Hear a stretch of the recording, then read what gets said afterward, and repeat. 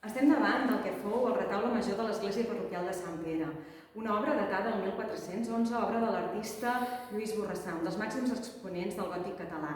Aquesta obra ha arribat a nosaltres completament desmuntada, no es conserva en l'arquitectura. Molt possiblement, a finals del segle XVIII, quan es canvià el retaule major de Sant Pere per l'obra de Nicolau Traver, aquest retaule es desmuntà i, degut a les seves grans dimensions, no es va conservar l'arquitectura i únicament ha arribat a nosaltres el que són les taules. En aquest procés, molt possiblement, hi va haver una dispersió de les taules.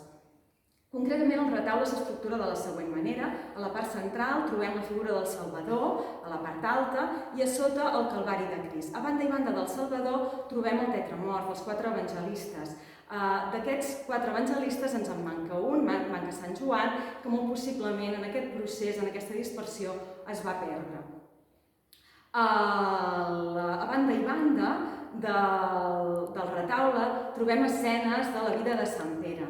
Concretament són les següents. A la banda dreta trobem l'evocació de Sant Pere, l'entrega de claus, la resurrecció de Tàbita i l'alliberament per part de l'àngel, i a la banda esquerra tenim Sant Pere in càtedra, la caiguda de Simó el mag, el Quo Vadis i, per últim, la crucifixió de Sant Pere i la decapitació de Sant Pau. Es conserven 2 altres taules en unes altres institucions museístiques, concretament el Menat i el Folk Museum, i es tracta de la part de la predel·la. Són 2 taules que formaven part de la